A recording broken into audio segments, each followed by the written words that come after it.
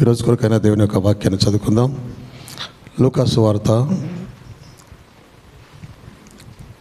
16వ అధ్యాయం 27, 28, 29, 30, 31 వచనాలు చదువుతున్నాను. జాగ్రత్తగా విందాం. అప్పుడు అతడు, తండ్రి, అలాగైతే నాకు 5 సహోదరులు ఉన్నారు. వారును ఈ వేదనకరమైన స్థలమునకు రాకుండా వారికి సాక్ష్యం ఇచ్చుటకై నా తండ్రి ఇంటికి వాని పంపవలనని నేను వేడుకొనిచున్నాను. నేను అందుకు అబ్రహాము, వారి యొద్ద మోషేయు ప్రవక్తలను ఉన్నారు, వారి మాటలు వినవలనని అతనితో చెప్పగా, అతడు, తండ్రి విన అబ్రహామా,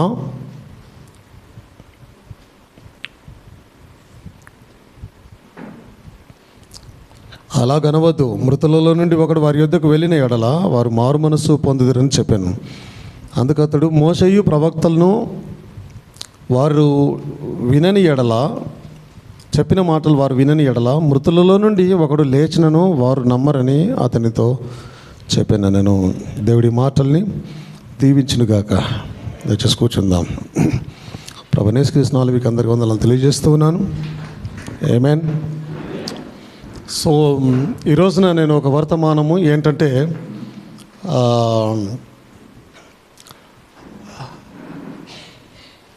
ఈ యొక్క ఎప్పుడైతే ఈ యొక్క వర్తమానం మీదకి అటాక్స్ అనేవి పెరిగి ఉన్నాయో, ఇవి వచ్చిన తర్వాత వస్తున్నటువంటి కొన్ని ఇష్యూస్ ఏంటంటే, వాళ్ళు ఏమంటూ ఉన్నారంటే, వీరు బ్రదర్ బ్రాన్హామ్ని లేదా ప్రవక్తని బాగా హెచ్చించి చూపిస్తున్నారు. ఆమేన్. బాగా ఎక్కువగా చూపిస్తూ ఉన్నారు. సంఘాలలో ఆయన గురించే బాగా మాట్లాడతారు, ఆయన చెప్పిన మాటలే మాట్లాడతారు అని చెప్పేసి నానా రకాలుగా కొద్దిగా ఒక రకమైన నిందలే అవి మోపే ప్రయత్నాలు చేస్తూ ఉన్నారు. ఆమేన్. సో నేను మాట్లాడదలుచున్నాను ఏంటంటే, నిజంగానే వాస్తవంగానే మేము ప్రవక్తని హెచ్చించి, క్రీస్తు కన్నా ప్రవక్తని, దేవుని కన్నా ఈ ప్రవక్తని హెచ్చించి చూపిస్తున్నామా అనేది నేను ఈ రోజున మాట్లాడదలిచి ఉన్నాను. సో ఈ విషయంలో నా సంఘం యొక్క సాక్ష్యాన్ని కూడా నేను పరిగణించాలని కోరుతూ ఉన్నాను. ఏ రోజైనా సరే ఈ సంఘంలో మీరు బ్రదర్ బ్రాన్హామ్ని వెంబడించకపోతే ఎత్తబాటులో పైకి వెళ్ళరు అని ఎప్పుడైనా చెప్పాను నేను? చెప్పాను ఏ రోజైనా? బ్రదర్ బ్రాన్హామ్ లేకపోతే మనకు రక్షణ లేదుగా అని ఎప్పుడైనా చెప్పానా?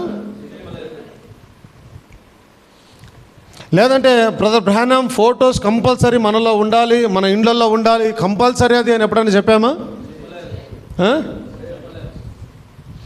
లేదా నా ప్రసంగాలలో, ఎందుకంటే ఇప్పుడు నా సేవ మీ ముందుంది కాబట్టి మీ సాక్ష్యం అనేది నాకు ఇంపార్టెంట్, చూసేవారికి కూడా ఇంపార్టెంట్. నా ప్రసంగాలలో మీరు యథార్థంగా చెప్పండి. ఓకే, జవాబు యథార్థంగా, ఆన్సర్ జవాబుగా చెప్పండి, యథార్థంగా చెప్పే ప్రయత్నం చేయండి. నా ఇంతకాలము సేవలో కొన్ని 100 ప్రసంగాలు, హండ్రెడ్స్ ఆఫ్ మెసేజ్ నేను ప్రీచ్ చేసి ఉన్నాను.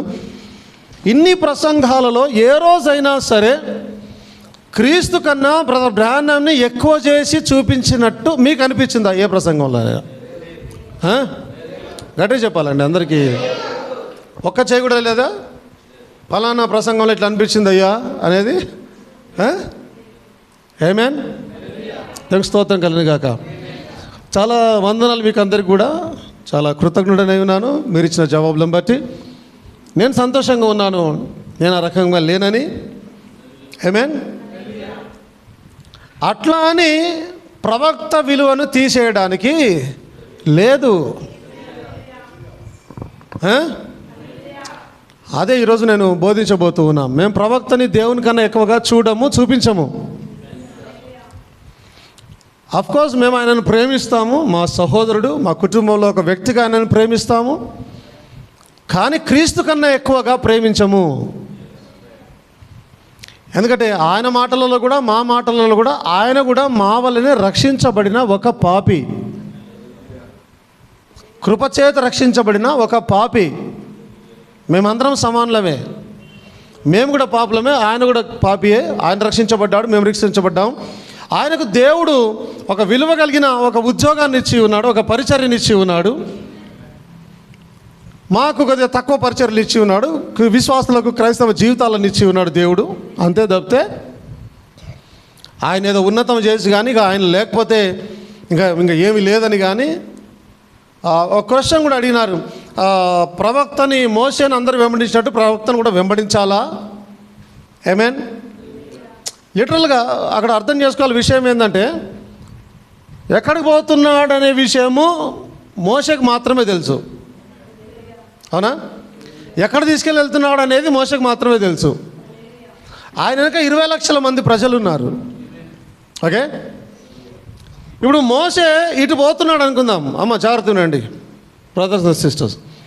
మోషే ఇక్కడ వెళ్తున్నాడు అనుకుందాం. ఒకవేళ 20 లక్షల మందిలో ఒక 5 లక్షల మంది ఇటు కాకుండా ఇటు పోయే ప్రయత్నం చేశారనుకో. ఓకే, మోషే అటు పోతున్నాడు దారిలా, ఒక 5 లక్షల మందో 3 లక్షల మందో అటు కాకుండా మోషేని వెంబడించకుండా మోషే వెంట కాకుండా ఇటు వేరే దిక్కు పోతూ ఉన్నారు. మేబీ కోరాహు వెంటనే ఎటో పోతూ ఉన్నారు. అవునా? కోరాహు మా లీడర్ అని, దాతాను మా లీడర్ అని వాళ్ళంట పోతూ ఉన్నారు.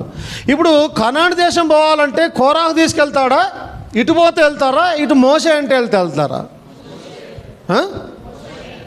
ఇటు మోసే ఎంట వెళ్తేనే వెళ్తారు. ఎందుకు? ఆయనకు దారి తెలుసు, దేవుడు ఆయన నడిపిస్తున్నాడు ఆ దేశానికి. దేవుడు మోసేని ఆ దేశానికి తీసుకెళ్తాడు కాబట్టి, ఆయన ద్వారా మనల్ని తీసుకెళ్తాడు కాబట్టి మోసే ఎంట ఉంటేనే మనం ఆ దేశానికి చేరగలుగుతాం. ఎందుకంటే ఎలా పోవాలో ఎక్కడికి పోవాలో దేవుడు మోసేని నడిపిస్తూ ఉన్నాడు, ఈ ప్రజలను తీసుకెళ్ళి వెళ్ళడానికే నడిపిస్తూ ఉన్నాడు ఆయన. అంటే ఖచ్చితంగా వీళ్ళు ఏం చేయాలి? మోసేనే వెంబడించాలి. దాతాను కోరాలను కూడా కాదు, ఇంకొక వ్యక్తిని కాదు, లేదా సొంతగా కూడా అటు కాదు మేము ఇటు వెళ్తామంటే కూడా కాదు. మోసే ఎటు వెళ్తే అటే తీసుకెళ్ళాలి. ఓకే, 40 సంవత్సరాలు అరణ్యంలో చుట్టూరు తిరుగుతూ ఉన్నారు కదా. అవునా? ఏ రోజు అనిపించలేదు వాళ్ళకి, అరే మొన్న చూసినాం కదా ఈ కొండ, అరే ఈ రోడ్ ఆల్రెడీ మనం చూసినాం, మనం పోయిన సంవత్సరం చూసినాం కదా, ఇట్లే పోయినాం కదా, మనం అనిపించలేదు ఏ రోజు వాళ్ళకి? ఖచ్చితంగా అనిపిస్తుంది. 40 సంవత్సరాలు తిరిగారండి, ఒకటే తిరిగి తిరిగి తిరిగి. ఏ ప్రపంచమంతా తిరిగినారా? ఆడనే తిరిగినారు. వాళ్ళకి తెలుసు. ఒకళ్ళు ఏదన్నా వచ్చి అరే ఇది మొన్న ఇట్లా వచ్చినాం, దారి ఇది కాదు, మోసకి తెలియదు, చుట్టింది తిప్పించట్టే తిప్పుతున్నాడే బాబు, అట కాదు మనం వేరే దారిన పోవాలని అన్నారు ఎవరన్నా? ఎందుకు? మోసే ఎట్లా తిప్పుతా అట్లా. ఎందుకు తిరగాలంటే అది కూడా దేవుని చిత్తం.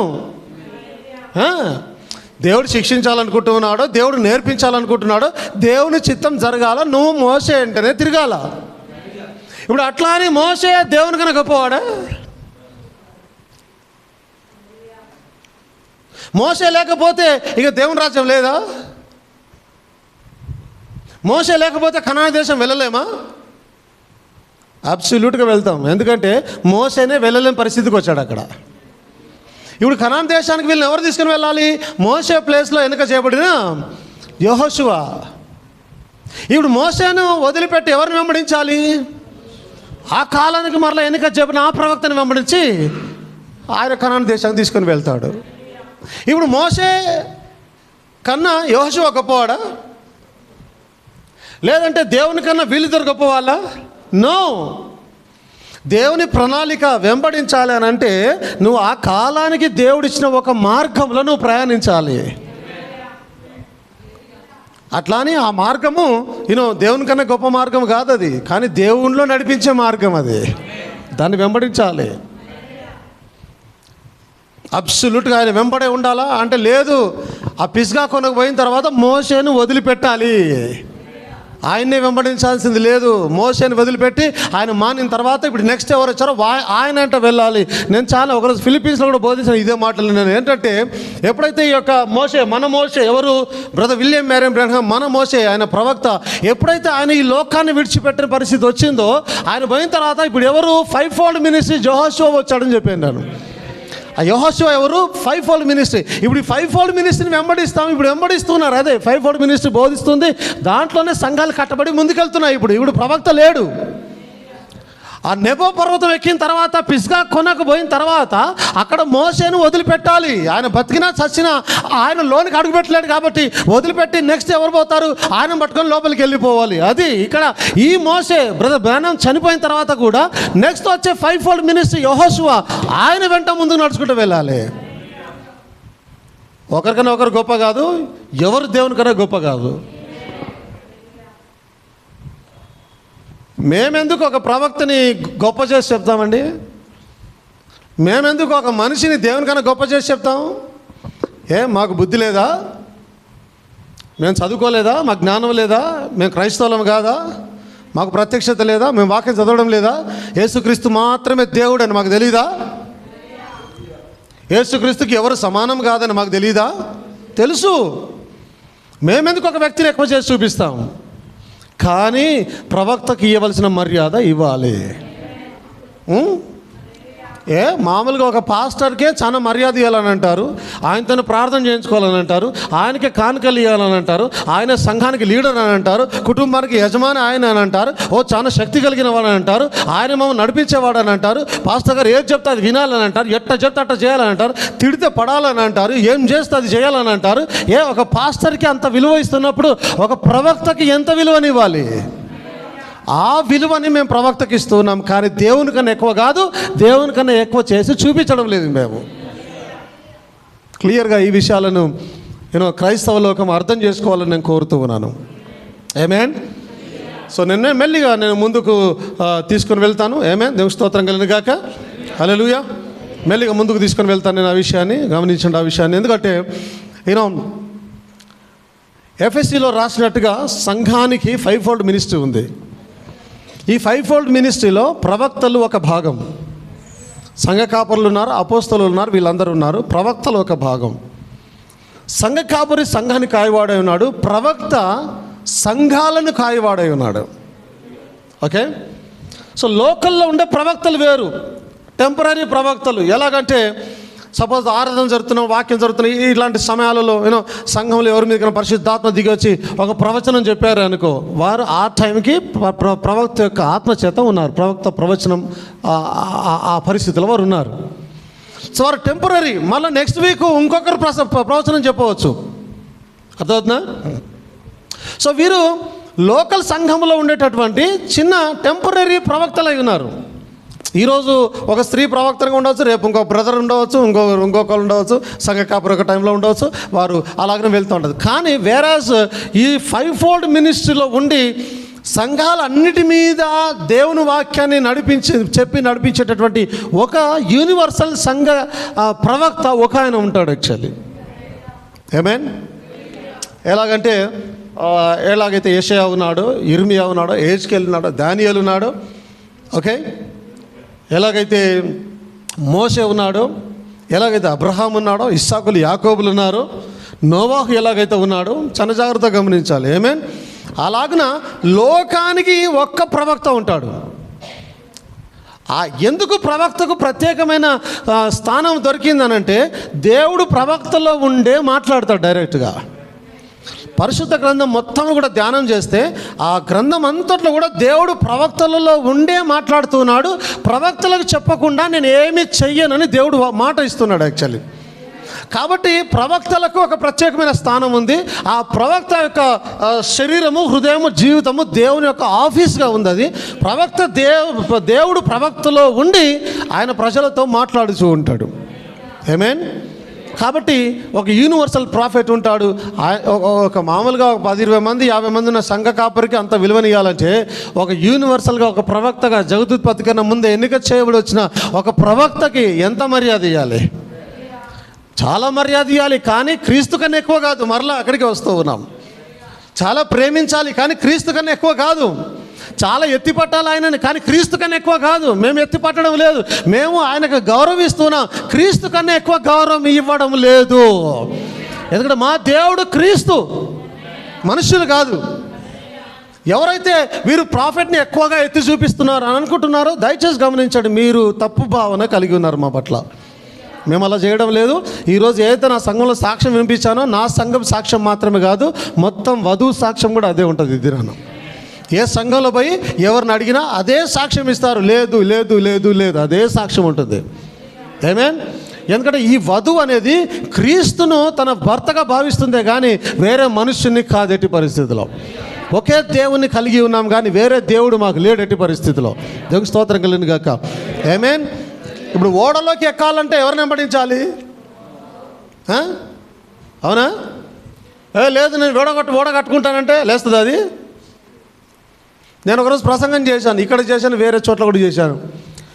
ఆ రోజు వేరే పడవలు ఓడలు లేవా, సముద్రాలు లేవా, ప్రయాణాలు చేయడం లేదా ఏమిటి? అంత పెద్ద ఓడ కాకపోయినా దాని సగం సైజులో ఓడలు లేవా, పెద్ద పెద్ద ఓడలు లేవా? ఆ రోజు ఈ భూమి లేదా? ఆ రోజు ఈ సముద్రాలు లేవా? ఏమండి? మరి ఆ రోజు అన్ని పడవలు ఉన్నాయి, ఎందుకు ఒక్క పడవ కూడా ఎత్తబడలే?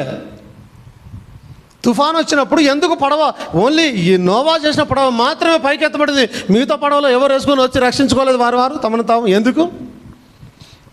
ఎందుకు అనంటే ఈ పడవ ఆ తుఫానుని తట్టుకోవడానికి, ఆ జలప్రలయాన్ని తట్టుకోవడానికి కొన్ని లెక్కల చేత తయారు చేయబడింది. అది ఏం లెక్కలు అంటే వాక్యపు లెక్కలు. ఆ వాక్యపు లెక్కల చేత తయారు చేయబడింది. అది ఏ పరిచర్యలో తయారు చేయబడింది? నోవా ప్రవక్త యొక్క పరిచర్యలో తయారు చేయబడింది. ఇప్పుడు ఆ ఓడలోకి వెళ్తే కానీ నువ్వు రక్షించబడలేవు. నీ ఓడలో నువ్వు వస్తే నువ్వు చస్తావు, ఖచ్చితంగా చచ్చారా దినానా. ఇప్పుడు నువ్వు ఆ ఓడలోకి వెళ్ళాలంటే ఎవరు వెంబడించాలి? ఫస్ట్ ప్రవక్తని. ఆయన వెంబడిస్తే ఆయన నేను ఓడలను తీసుకొని వస్తాడు. ఆయన ఓడలో ఎవరున్నారు? దేవుడున్నాడు ఓడలో. ఆ మాట కూడా ఎక్కడ ప్రూవ్ అయిందంటే నోవాహుని వేసి లోపల నుంచే దేవుడు మూసాడట డోర్ని. అంటే దేవుడు ఎక్కడున్నాడు? ఓడలో ఉన్నాడు. ఓడలోకి వెళ్ళాలంటే ఎవరి దగ్గర రావాలి? నోవాహు దగ్గర రావాలి. సో ఆబ్వియస్గా ఒక ప్రవక్తను ఖచ్చితంగా వెంబడించాలి. సంఘ కాపరిని వెంబడించాలి. ఎందుకంటే వారు ముందుకు నడిపేవారు కాపర్లు అయినారు, గొర్రెల కాపర్లు అయినారు. నీ ఇష్టానుసారంగా పక్కన పోతానంటే తోడేలు తినేస్తాయి. కాబట్టి పాస్టర్ గారు ఎలా చెప్తా అలా ముందుకు నడుచుకుంటూ ముందుకు వెళ్ళాలి. పాస్టర్ గారిని వెంబడించాలి. పాస్టర్ గారు సంఘానికి తండ్రి అయినారు, ఆత్మీయ భర్త అయినారు. ఆయన చెప్పినట్టు వినుకుంటూ ముందుకు వెళ్ళాలి. అలాగే సంఘ కాపరితో పాటు సంఘం అంతా కూడా యూనివర్సల్గా ఉన్న ప్రవక్త మాట వింటూ ప్రవక్తను వెంబడిస్తూ ముందుకు వెళ్ళాలి. ఎందుకంటే ప్రవక్త దేవుని యొక్క సాధనమై ఉన్నాడు కాబట్టి దేవుని మాటలను వినిపిస్తున్నాడు, దేవుని ప్రణాళికలు చెప్తూ ఉన్నాడు. ఎందుకంటే దేవుడు ప్రతిదీ ప్రవక్తకు చెప్పి చేస్తూ ఉన్నాడు కాబట్టి అక్కడ నువ్వు వెంబడించాలి. ఆమేన్. క్లియర్గా అర్థమవుతుంది అనుకుంటున్నాను. ఆమేన్. ఏ డౌట్స్ లేకుండా ఈ ప్రసంగం వినిన తర్వాత దయచేసి మా మీద ఉన్న ఆ దురభిప్రాయాన్ని తొలగించుకోవాలి. ఎవరైనా సరే మేము ప్రవక్తను ఎక్కువగా చేసి చూపిస్తాము అనేది తొలగించుకోవాలి. కానీ ప్రవక్తకి ఇవ్వాల్సిన మర్యాద ఇచ్చి తీరాలి ఎవరైనా సరే. నువ్వు సంఘ కాపరిగా నేనేమంటాను, సంఘ శాఖల వాళ్ళైనా సరే వాళ్ళ సంఘ కాపరులుగా వాళ్ళ మర్యాదను కోరుకోవడం లేదు. వాళ్ళు మీకు ఇవ్వాల్సిన దశంభాగాలు వేరే వాళ్ళకి ఇస్తే ఊకుంటారా? నువ్వు చేయవలసిన నీ సంఘంలో నువ్వు చేయవలసిన పెళ్ళి వేరే సంఘ కాపరి చేస్తే నువ్వు ఊకుంటావా? ఒక సంఘ కాపరిగానే ఏ సంఘమైనా 50 మంది ఉన్నా, 100 ఉన్నా, 2000 ఉన్నా, ఏ సంఘ కాపరైనా, ఏ సంఘ శాఖలైనా, ఏ బోధనైనా నీ విలువను నువ్వు ఖచ్చితంగా కోరుకుంటావు. నీవే అంత విలువను కోరుకుంటే ఒక ప్రవక్త, దేవుని చేత ఈ కాలానికి పంపబడిన ప్రవక్త, ఆయన విలువను ఆయనకి ఇచ్చి తీరాల్సిందే ఎట్టి పరిస్థితుల్లో.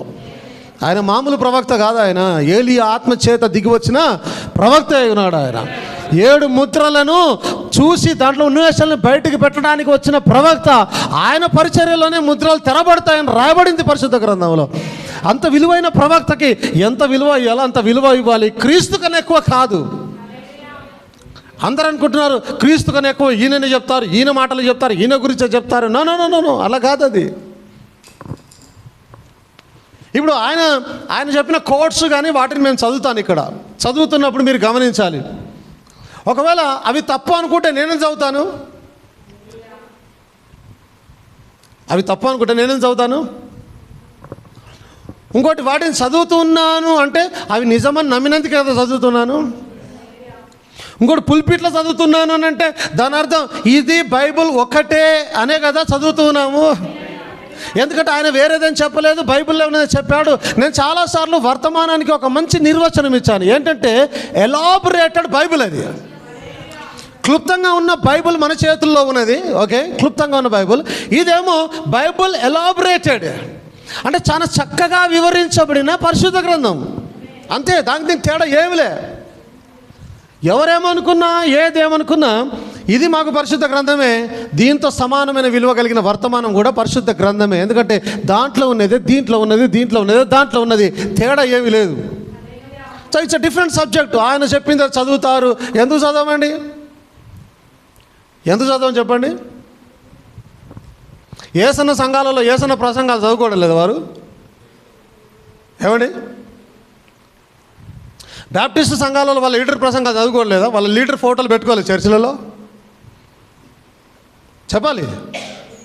ఏసన్న సంఘాలలో వాళ్ళ లీడర్ల చర్చిలు ఫోటోలు పెట్టుకోరా? వాళ్ళ పాటలు ఎక్కువ పాడుకోరా? మా ఏసన్న రాసిన పాటలే పాడుకుంటామని పాడుకోరా ఎక్కువ వాళ్ళు? హెబ్రోన్ సంఘానికి వెళ్తే భక్త సింగ్ గారి ప్రసంగాలనే వింటారు బాగా వారు. మరి దానికి ఏమంటాం? ఆయన చెప్పినే చెప్పుకుంటారు చాలాసార్లు. ఆయన ఫోటోలు పెట్టుకుంటారు ఇళ్ళల్లో, ఆయన బుక్స్ పెట్టుకుంటారు ఇళ్ళల్లో. ఏమండి? సిఎస్ఐ సంఘాలకు వెళ్తే వాళ్ళ బిషపులు చెప్పినట్టుగా చేస్తారు. ఈరోజు ఏం క్రమం చేయాలని బిషప్ గారు చెప్పిందో చేస్తారు. నేను సిఎస్ఐలోకి వెళ్ళి వచ్చినాను బయటికి. పాస్టరేట్లో ఏదైతే నిర్ణయిస్తారో అదే అన్ని సంఘాలలో బోధించాలంటారు. లేదా క్యాలెండర్లో ఏదో ప్రింట్ చేసామో అదే అన్ని సంఘాల్లో బోధించాలంటారు. అంటే ఒక లీడర్నే కదా మీరు కూడా ఫాలో చేస్తున్నారు? ఆయన చెప్పినట్టు చేస్తున్నారుగా. ఒక పెళ్లి చేయాలన్నా సాగు చేయాలన్నా ఒక కార్యక్రమం, దాన్ని ఏమంటారు, ఒక బుక్ ఉంటుంది, చిన్న బుక్ సిఎస్ఐ వాళ్ళకి. అంటే ఆదివారం ఆరాధనలు కూడా దీని తర్వాత ఇది చేయాలి, దీని తర్వాత ఇది చేయాలి, సంఘం అంతా ఆమె అని చెప్పాలి. ఓకే, దేవాది దేవునికి స్తోత్రం కలుగును గాక అని అక్కడ రాసి సంఘం అంతా సంఘం ఏం చెప్పాలి కూడా అక్కడ రాసి ఉంటుంది. ఆమె అనవలను లేదా ఏమనవలను అక్కడ రాసి ఉంటుంది. సిఎస్ఐ సంఘాలని ఒక ప్రింట్ చేసుకున్న ఒక క్రమాన్ని పాటించడం లేదా? అది పరిశుద్ధ గ్రంథమా? ఏమండి? అది పరిశుద్ధ గ్రంథమా? మెథడిస్టులు వాళ్ళ లీడర్ని ఫాలో చేయడం లేదా? ఆయన బుక్కులు చదువుకోవడం లేదా? ఆయన బుక్కులు చెప్పుకోవడం లేదా? మా లీడర్ ఇట్లా అన్నాడని చెప్పుకోవడం లేదా? అంతెందుకండి, పులిపిట్లలోకి వచ్చి మహాత్మా గాంధీ ఇట్లా అన్నాడు అని అనుకోవడం లేదా? నెహ్రూ ఇట్లా చెప్పాడని చెప్పడం లేదు పులిపిట్లలో? ఇదిగో రాజ్యాంగం ఇలా రాయబడింది, అంబేద్కర్ ఇలా రాశాడు అని పులిపిట్లలో చెప్పడం లేదా? లేదా యేసుక్రీస్తు గురించి వివేకానంద ఇలా మాట్లాడాడు అని పులిపిట్లో చెప్పడం లేదా? ఏమండి? లేదా యేసుక్రీస్తు గురించి పలానా వ్యక్తి ఇలా అన్నాడు పులిపిట్లలో మాట్లాడడం లేదా? స్టేజ్ల మీద మాట్లాడడం లేదా? ఒక వ్యక్తులు మాట్లాడిన విషయాలు ఇక్కడ చెప్పుకోవడం లేదా? బలపరచడానికి చెప్పుకోవడం లేదా? సంఘాన్ని బలపరచడానికి, ఆత్మీయంగా అభివృద్ధి చేయడానికి ఉపయోగపడే మాట దేనైనా సరే మనం అక్కడ చెప్పుకొని బలపరచుకోవచ్చు. అంత మాత్రాన ఆ వ్యక్తిని యేసుక్రీస్తు కన్నా ఎక్కువ చేశామా? ఇప్పుడు యేసన్నను మీరు ఎక్కువ చేస్తున్నారంటే మీరు ఒప్పుకుంటారా? భక్త సింగ్ గారిని మీరు ఎక్కువ చేస్తున్నారు యేసుక్రీస్తు కంటే మీరు ఒప్పుకుంటారా? ఏంటి ఈరోజు డిబేట్లకు వాటికి రమ్మని పిలిచే సహోదరులు గమనించాలి దయచేసి ఈ విషయాలని. ఇవన్నీ సిల్లీ థింగ్స్, ఇవన్నీ చిన్న చిన్న విషయాలు గమనించాలి. ఎవరి బోధ వాళ్ళది. ఒక్కొక్క సంఘానికి లేదా ఒక్కొక్క సంఘ శాఖకు ఒక లీడర్ ఉంటాడు. ఆ లీడర్ వల్లనే ఆ సంఘం పుడుతుంది. హెబ్రోను భక్త సింగ్ వలన పుట్టింది, హోసన్న సంఘం ఏసన్న వలన పుట్టింది, మెథడిస్టు వాళ్ళ లీడర్ వలన పుట్టింది, బ్యాప్టిస్టు వాళ్ళ లీడర్ వలన పుట్టింది. ఒక లీడర్ బయటకు వచ్చి ఒక సంఘాన్ని తయారు చేశాడు, వాళ్ళ లీడర్ల వల్ల పుట్టింది. ఆ సంఘాలలో వాళ్ళ ఫోటోలు పెట్టుకుంటారు, వాళ్ళ బుక్స్ పెట్టుకుంటారు, వాళ్ళ బుక్స్ను బోధించుకుంటారు, వాళ్ళ పాటలే పాడుకుంటారు. కొన్ని సంఘాలు ఉన్నాయి వారి పాటల బుక్లే, ఆ పాటలు మనకు రావు. అందుకు మన్నా చర్చ్ ఉంది, వాళ్ళ పాటలు చాలా 500, 600, 700 పాటలు ఉంటాయి. ఏం రావు మనకి, వాళ్ళే పాడుకుంటారు. మాకు పాటలు ఉన్నాయి, మాకు కూడా ప్రత్యేకమైన పుస్తకాలు ఉన్నాయి, మాకు ప్రవక్త ఉన్నాడు, ఆయన చెప్పిన కొన్ని విషయాలని అప్పుడప్పుడు చెప్పుకుంటాం తప్పితే అదే పేజీ బోధించి ప్రస్తుత గ్రంథాన్ని పక్కన పెట్టేసి ఇది ఇంకా పనికిరాదని కానీ ఇది వేస్ట్ అని కానీ దీన్ని పక్కన పెట్టేసి ఇక ఆయన చెప్పినే చెప్పుకుంటా పోము. ఇక్కడ మేము చెప్పేది పరిశుద్ధమైన గ్రంథం మాత్రమే. దానికి ఆయన ఎలాబొరేటెడ్గా ఏం ఎక్స్ప్లెయిన్ చేశాడు అనేది తీసుకొని బలపడే ప్రయత్నం చేస్తాం తప్పే ఆయన చెప్పిందే నిజమని ఎప్పుడు అనలే. No, never. అలాంటప్పుడు ఎలా నిందలు మోపుతారండి? ఆ విధంగా ఈయనను ఎక్కువ చేసి చూపిస్తున్నారు, ఈయన చెప్పిన పుస్తకాలే చదువుతున్నారు, వేరే చదువురు. ఎవరన్నారు? నేను ఎప్పుడన్నా ఇక్కడ ఆయన పుస్తకాలు చదివానా? ఈ పుస్తకాలు మీ ఇంట్లో ఖచ్చితంగా ఉండాలన్నాను ఎప్పుడైనా? మీరు ప్రతిదినం ఈ పుస్తకాలను ధ్యానం చేయాలన్నాను ఒకసారైనా? గట్టిగా చెప్పండి, ఇంటాలకు వినిపించాలా? మేము మూగలలాగా తలకాయ ఊపితేట తప్పు కదా వాళ్ళు అట్లా మనల్ని అర్థం చేసుకోవడం? గట్టిగా చెప్పండి, అది కూడా తప్పు కదా మనల్ని అట్లా అర్థం చేసుకోవడం? ఏమట్లా చేయడం లేదే? ఏమట్లా చేయడం లేదే? దేవునికి స్తోత్రం కలుగును గాక. ఆమేన్. వాళ్ళు ఈ విధంగా అనేక రకమైనటువంటి నిందలు మోపే ప్రయత్నం చేస్తున్నారు, ప్రవక్తని ఎక్కువ చేసి చూపిస్తున్నారు. No, never. నేను ఒక మాట చెప్తాను, చాలా డీప్గా వెళ్తుంది ఈ సబ్జెక్ట్కి వెళ్తే చాలా డీప్గా వెళ్తుంది. పౌలు చెప్పిన ప్రసంగాలు ఏంటవి?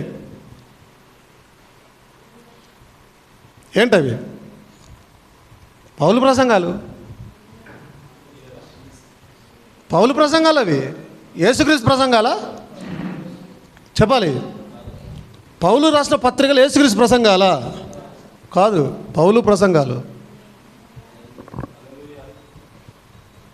మరి ఇప్పుడు ఒక మనుష్యుని మనం ఎందుకు చదువుకోవాలనుకుంటే, ఒకవేళ అనుకుంటే పౌలు చెప్పిన ఏందే నేను చదువుకునేది అనుకుంటే, పేతురు రాసినట్టున్నాయి. పేతురు నేనేం చదువుకునేది అనుకుంటే, ఆయన మనుషులు అయితే ప్రవక్త అయి ఉండొచ్చు, అయితే మాత్రం ఆయన ఎందుకు నేను చదువుకోవాలనుకుంటే ఏమంటావు? లేదు, వాళ్ళు క్రీస్తు గురించి చెప్పారు, దైవావేశం వల్ల చెప్పారు. ఏమేన్ క్రీస్తుని హెచ్చించి చెప్పారా? చెప్తూ ఏం చెప్పారు? పౌలు అంటాడు, నేను క్రీస్తుని వెంబడించిన ప్రకారం నన్ను వెంబడించుడి. నా లెక్క ప్రకారం ఈ ప్రసంగం ఫుల్ స్టాప్ అయిపోతుంది ఇక్కడే. మంచిగా అర్థం చేసుకోగలిగితే ఫుల్ స్టాప్ ఇక్కడే అయిపోతుంది ప్రసంగం. ఇంకా చెప్పాల్సిన అవసరం లేదు. నేను ఇంకా కొన్ని అద్భుతమైన వచనాలు ఉన్నాయి, షాక్ అయిపోతారు. నేను చెప్తాను. ఆమేన్. స్తోత్రం కలుగును గాక. హల్లెలూయా. ఆయా సంఘ శాఖలు వాళ్ళ లీడర్లను ఎట్లా గౌరవిస్తారో మేము మా ప్రవక్తని గౌరవించుకుంటాం. సంఘాలలో అబ్సల్యూట్గా గౌరవిస్తాం. ఆ రోజుకి ఇర్మియా ప్రవక్త అయితే ఇర్మియాను గౌరవించి తీరాల్సిందే. ఆ దినాలలో ఏ ప్రార్థనకైనా ఏ అవసరానికైనా ఇర్మియా దగ్గరికి వెళ్ళాల్సిందే, యెహెజ్కేలు దగ్గరికి వెళ్ళాల్సిందే, యెషయా దగ్గరికి వెళ్ళాల్సిందే, అబ్రహాం దగ్గరికి వెళ్ళాల్సిందే, నోవా దగ్గరికి వెళ్ళాల్సిందే, మోషే దగ్గరికి వెళ్ళాల్సిందే, దానియేలు దగ్గరికి వెళ్ళి తీరాల్సిందే. అట్టి పరిస్థితిలో సవాలు లేదు దాంట్లో. వారు లేకుండా మార్గం లేదు. ఆ దినానికి దేవుడిచ్చిన ఒక మార్గమైనది అది. నేనేమంటాను, యేసుక్రీస్తు వచ్చాడు, యోహాను బాప్టిజం ఇస్తున్నాడు. మరి యోహాన్ దగ్గరికి ఎందుకు బాప్టిజం? డైరెక్ట్ యేసుక్రీస్తు ఉన్నాడు కదా ఇప్పుడు ఇక్కడ. ఏమండి, యేసుక్రీస్తు బాప్టిజం తీసుకున్నాక ఆయన మాట్లాడుతున్నాడు, ఇదిగో లోక పాపం మోసుకొని పోతున్న దేవుని గొర్రె పిల్ల. అందరు ఇక్కడే ఉన్నారు, అందరు వింటా ఉన్నారు. ఏంది నేను చెప్తా ఉన్నాడు, చూస్తూ ఉన్నారు. దగ్గరకు వచ్చిన ప్రభా ఏంది ప్రభా ఇట్లా వచ్చినారు, నేను మీ చేత బాప్టిజం తీసుకోవాలా, మీరు నా దగ్గర రావడం ప్రభా? అందరు వింటా ఉన్నారు. అందరు వింటా ఉన్నారు. ఏం రాత్రిపూట వచ్చినాడా బాప్టిజం తీసుకోవడానికి ఒక్కడు ఒంటరిగా? అందరు వింటా ఉన్నారు. మరి విన్నోళ్ళంతా ఆయన అంటాడు, లేదు నీతి అవతిలా జరగని, ఈ పాటకి జరిగిపోని. అందరు విన్నారు. మరి వాళ్ళందరూ అసలైన ఈయన కాదంట, అసలైనోడు ఆయనంట. ఆయన దగ్గరికి వెళ్దామని ఎందుకు వెళ్ళలే? ఎందుకు యేసుక్రీస్తు బ్యాప్టిజం ఇయ్యలే? ఎందుకు బ్యాప్టిజం ఇయ్యలే యేసుక్రీస్తు? ఆయన ఇచ్చే బ్యాప్టిజం వేరే ఉంది, పరిశుద్ధాత్మ అగ్ని బ్యాప్టిజం. అది ఎప్పుడు వస్తుంది? ప్రవక్త ఇచ్చిన బ్యాప్టిజం తీసుకున్న తర్వాత వచ్చేది పరిశుద్ధాత్మ అగ్ని బ్యాప్టిజం. ఆ కాలానికి ప్రవక్త ఉన్నాడు, ఆయన ఇస్తాడు బ్యాప్టిజాలు, ఆయన దగ్గరికి వెళ్ళాలి. That is what. ప్రవక్త ఉన్నాడు, సేవకుడు ఉన్నాడు, ఆయన దగ్గరికే వెళ్ళాలి. నువ్వు డైరెక్ట్గా వస్తుంటే కుదరదు ఎట్టి పరిస్థితిలో.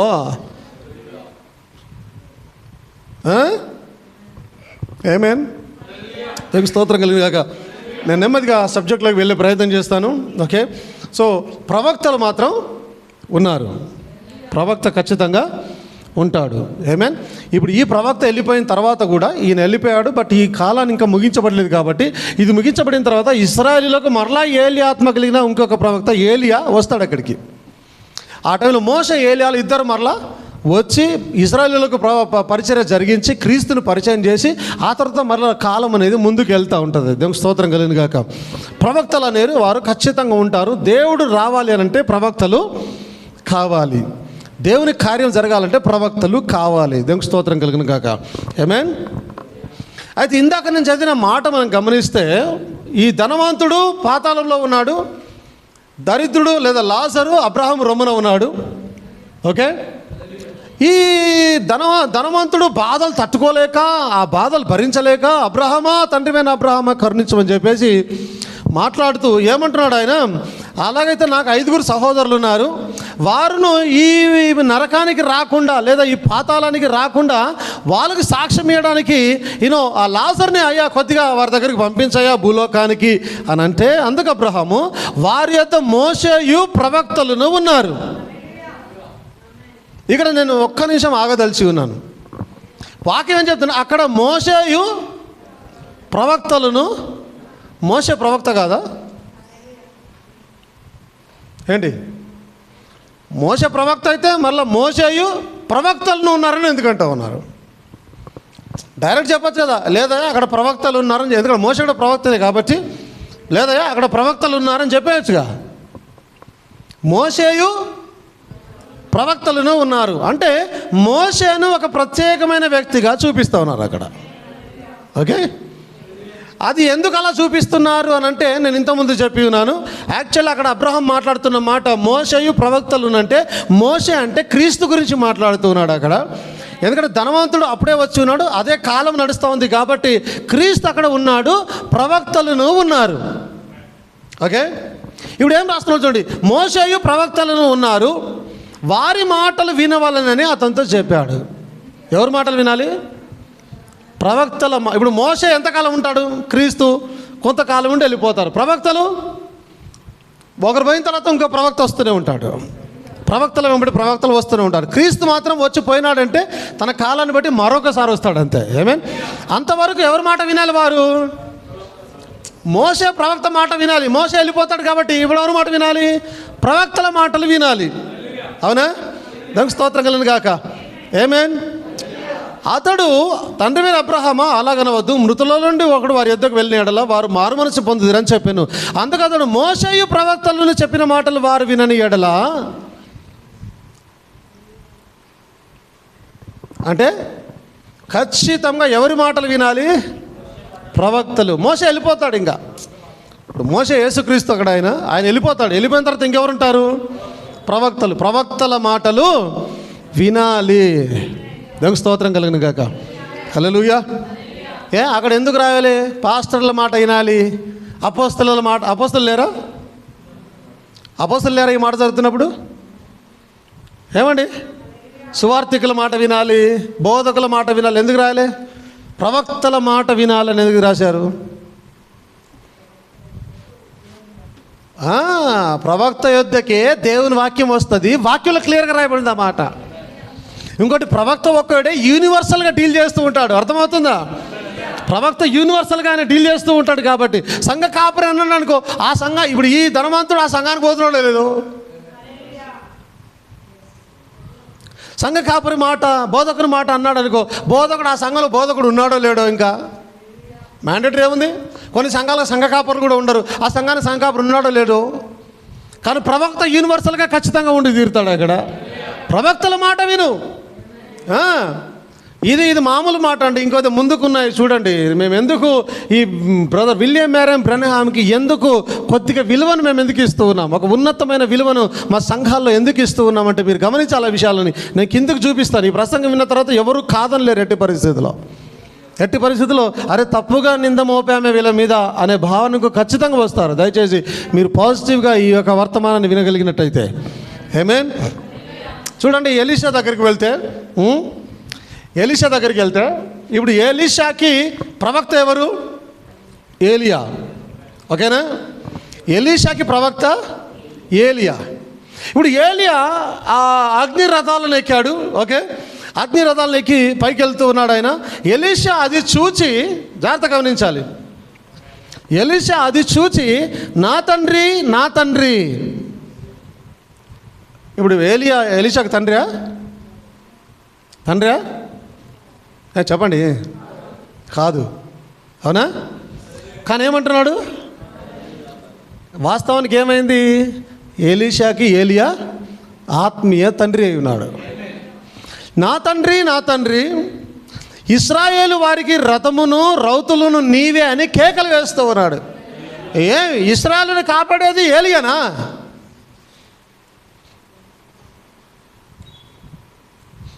ఇశ్రాయేలుని కాపాడేది ఏలియానా? మరి ఆ మాట ఎట్టంటాడు ఆయన? నా తండ్రి, ఆ మాట ఎవరినైనా వాస్తవానికి దేవుని వైపున చూసి నా తండ్రి నీవే కదా ఇశ్రాయేలులకు ధైర్యము, నీవే కదా రథాలు, నీవే కదా గుర్రాలు, నీవే కదా బలము, నీవే కదా ధైర్యము, దేవుని అనాలి. ఎలియాని పట్టుకుని అనేది ఏంటి? చూడండి, జాగ్రత్త వినండి. నా తండ్రి ఇశ్రాయేలు వారికి రథములను రౌతులను నీవే అని కేకలు వేసెను. అంతలో ఏలియా అతనికి మరలా కనబడకపోయాను. అప్పుడు ఎలీషా తన వస్త్రం పట్టుకొని 2 తునకలుగా చేశాను. ఆమేన్. ఇది జరిగిపోయింది. ఏలియా వెళ్ళిపోయాడు. అందరు జాగ్రత్త వినండి. ఏలియా వెళ్ళిపోయిన తర్వాత ఆయన ఆత్మ ఎలీషా మీదకి వచ్చేసింది. అభిషేకం దిగి వచ్చింది. ఇప్పుడు ప్రవక్త ఎవరు? ఎలీషా. ఓకే, ఇప్పటిదాకా ఏలియాను తండ్రి అన్నవారు ఇప్పుడు ఎలీషాని ఏమనాలి? నా తండ్రి అనాలి. అనాలా లేదా? ఏమేనా? ఎందుకంటే ఆ కాలానికి ప్రవక్త తండ్రి అయి ఉన్నాడు. నువ్వు కాదంటే చెప్పు, ఈ వాక్యం తప్పైపోతుంది ఇక్కడ. నా తండ్రి అన్నట్టుగా ఇప్పుడు ఎలీషా కూడా తండ్రిగా మారాడు. ఆయన ఆత్మీయ భర్తగా మారాడు. ఆయన ప్రవక్తగా మారి ఉన్నాడు. ఇప్పుడు ఎలీషా ప్రవక్త. ఏలియా వెళ్ళిపోయాడు, ఎలీషా ప్రవక్త. ఆమేన్. ఇప్పుడు 2వ రాజులు 13వ అధ్యాయం 14వ వచనంలో చూస్తే ఇప్పుడు ఎలీషా ప్రవక్త అయినాడు. ఎలీషా మరణకరమైన రోగం చేత పీడితుడై ఉండగా ఇశ్రాయేలు రాజైన యెహోయాషు అతని యొద్దకు వచ్చి అతని చూచి కన్నీరు విడిచుచు నా తండ్రి ఇశ్రాయేలు వారికి రథమును రౌతులను నీవే అని ఏడ్చాను.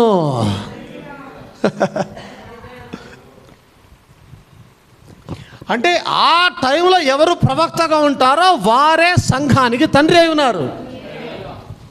అందుకే పోయిన వారం నేను మాట్లాడితే ఒక మాట వచ్చింది నా నోట నుండి, మేము తండ్రి అని భావించే ఒక ప్రవక్తను మీరు ఇంతగానో దుర్భాషలాడారని. Yes, absolutely. ఇప్పుడు ఎలీషా మరణకరమైన అంటే క్యాన్సర్ వచ్చి ఇప్పుడో అప్పుడు అనే పరిస్థితిలో ఆయన ఉంటే ఈయన వచ్చి ఏమంటున్నాడు? ఈయన పని అయిపోయింది, ఇక ఈయన మీద దేవుని ఆత్మ లేదు, ఈయన ఏం సేవ చేస్తాడు, ఇక ఈయన నా కొరకేం ప్రార్థన చేస్తాడు, ఇక ఈయనకే ఎవరు పట్టించుకునే దిక్కు లేదు, ఆయన బతుకు ఆయనకే చక్క దిక్కు లేదు అనుకున్నాడా? లేదు. ప్రాణం పోయేదాకా ఆయనే వారికి సంఘ కాపరి, ప్రవక్త, తండ్రి. అందుకే ఏమంటున్నాడు? నా తండ్రి. ఇప్పుడు ఎలీషానేమో ఏలియాని పట్టుకొని నా తండ్రి అంటే రాజు వచ్చి ఇప్పుడు ఎలీషాను నా తండ్రి అంటున్నాడు. అంటే తన అర్థం ఏంటి తెలుసా? ఆ కాలానికి ప్రవక్త సంఘానికి తండ్రిగా మారుతూ ఉన్నాడు. ఆమేన్. అది ఎలాగంటే సపోజ్ ఈరోజు నేను తండ్రిగా సంఘానికి ఉన్నాను, నేను పోయిన తర్వాత నా ప్లేస్లో ఇంకోళ్ళు వస్తే వారు సంఘానికి తండ్రిగా మారుతారు. అబ్సల్యూట్గా వాక్యం. ఇప్పుడు ఆయన ఏలియాని పట్టుకొని నా తండ్రి నీవే కదా మాకు అన్న అంటే పక్కనున్నాడు ఏ తలకాయ ఖరాబ్ అయిందా? ఆయనకి ఏం మాట్లాడుతున్నావు? ఆయన నీకు తండ్రి ఏంది? యెహోవా దేవుడు కదా అంటే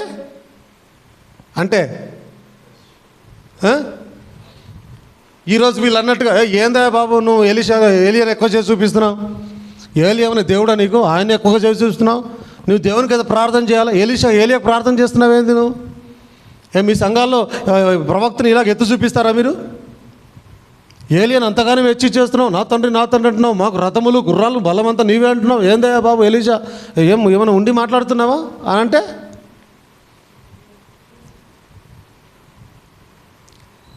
ఇది 2వ అధ్యాయంలో జరిగితే 13వ అధ్యాయంలో వచ్చి ఈ విషయం జరుగుతోంది. 13 అధ్యాయాలు అంటే ఆల్మోస్ట్ 10 అధ్యాయాలు తేడా తర్వాత జరుగుతోంది. రాజు వచ్చి అంటా ఉన్నాడు నా తండ్రి నీవే కదా. ఇప్పుడు యాజకుడు కానీ ఇంకెవరన్నా కానీ అక్కడ ఉన్న వ్యక్తులు లేదా సంఘ విశ్వాసులు కానీ కుటుంబీకులు కానీ రాజ్యంలో ప్రజలు కానీ వచ్చి ఏమయ్యా నువ్వేం రాజువే బాబు, మనిషి మీద ఆధారపడుతున్నావు, నువ్వు అసలు ఏం రాజువేనా, నువ్వు అసలు దేవుని నమ్ముకున్నావా, దేవుని మీద భక్తి ఉందా, నువ్వేందో ఒక మనిషిని హెచ్చించి చూపిస్తున్నావు, దేవునికి ప్రార్థన చేయి నువ్వు అంటే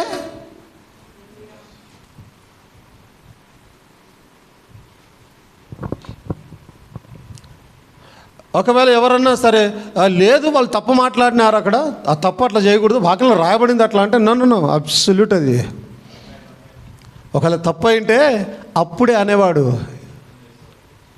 ఎలీషా అప్పుడే చెప్పేవాడు తప్పు మాట్లాడుతున్నావు, నేను కాదు దేవుడు. ఏలియా అప్పుడే చెప్పేవాడు నేను కాదు దేవుడు. వాళ్ళు చెప్పలేదంటే అది తప్పు కాదు. ఎందుకంటే యోహాను ఎప్పుడైతే దూతకు సాగిలపడితే నన్ను కాదు ఆరాధించాల్సింది, నేను కాదు సుమి, నన్ను కాదు, నేను ఇలాగ సహోదరుడు ఉన్నాను, అసలైన వాడు ఆయన. వాక్యములో దైవావేశం ఉన్నప్పుడు తప్పును తప్పే ఖండించి తీరుతుంది. అక్కడ రాజు తప్పు చేయడంలే, ఎలీషా కూడా తప్పు చేయడంలే. అబ్సల్యూట్గా ప్రవక్త తండ్రి అయి ఉన్నాడు, ఉన్నతంగా ఉండవలసిన వాడు అయి ఉన్నాడు, గౌరవానికి పాత్రుడై ఉన్నాడు ఆయన. నువ్వు ప్రవక్త దగ్గరికి వెళ్ళాలి ఖచ్చితంగా, ప్రవక్త దగ్గరనే తేల్చుకోవాలి ఖచ్చితంగా, యాజకుని దగ్గరికి వెళ్ళాలి ఖచ్చితంగా. దేవుడు నీకు ముందు కనిపించాడు, కనిపించేది ప్రవక్త, ప్రవక్తలో దేవుడు ఉంటాడు, నువ్వు చూడాలి దాన్ని ఎట్టి పరిస్థితిలో. సంఘ కాపరి ఉంటాడు ఇక్కడ, దేవుడు నీకు కనిపించాడు, సంఘ కాపరిలో దేవుడు ఉన్నాడు, నువ్వు గమనించాలి ఆ విషయాన్ని ఎట్టి పరిస్థితిలో. ఏమేన్ దేవుని మహిమ కలుగును గాక. చూడండి, ఇంతకాలం వింటూ ఉంటే మనకు ఎట్లా అనిపిస్తుంది, బాధ అనిపించేది. సరే ఇంత నిందలు మోపుతున్నారే, ఇంత చక్కని వాక్యము ఇలా ఉంది, మేము ఎప్పుడు ఆయన దేవుడిగా చేసినాము. మరి ఇప్పుడు ఇలాంటి వాళ్ళు ఆ రోజున అక్కడుంటే ఎలీషా కూడా దుమ్మెత్తి పోసేవాళ్ళే. ఆ రాజును దుమ్మెత్తి నువ్వేమో రాజువే, నువ్వు వాడివే, గిట్లా చేస్తున్నావు, అసలు మనిషిని పట్టుకొని ఇది అవుతున్నావు, దేవునికి ప్రార్థన చేయి, దేవుడు ఎక్కువ, నీకు దేవుడు కాపాడుతాడు. ఈరోజు ప్రజల ఆలోచన ఉంటే వారికి కూడా ఇదే శ్రమలు వచ్చేది, వారికి కూడా ఇదే ఇబ్బందులు వచ్చేది. ఏమేన్ దేవునికి స్తోత్రం కలుగును గాక. చాలా విషయాలు నేను త్వర చదువుకుంటూ వెళ్తాను, అందుకని పెద్ద ప్రసంగాలు చేయడం నాకు ఇష్టం లేదు. ఈ విషయాలలో చిన్న చిన్నగా నేను క్లుప్తంగా అర్థమయ్యే రీతిలో వివరించాలని నేను ఆశపడుతూ ఉన్నాను. ఏమేన్ హల్లెలూయా. దేవునికి స్తోత్రం కలుగును గాక. 2వ దినవృత్తాంతంలో 20వ అధ్యాయం 20వ వచనం.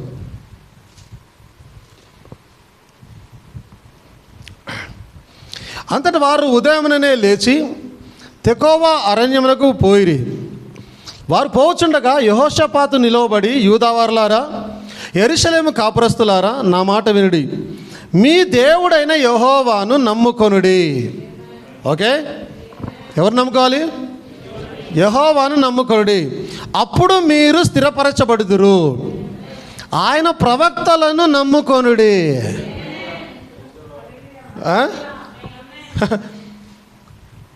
ఇప్పుడు యెహోషాపాతు చెప్తుంటే ఇప్పుడు ఎవరిని నమ్ముకోవాలి? ప్రవక్తను నమ్ముకోవాలా, దేవుని నమ్ముకోవాలా? ఏమండి?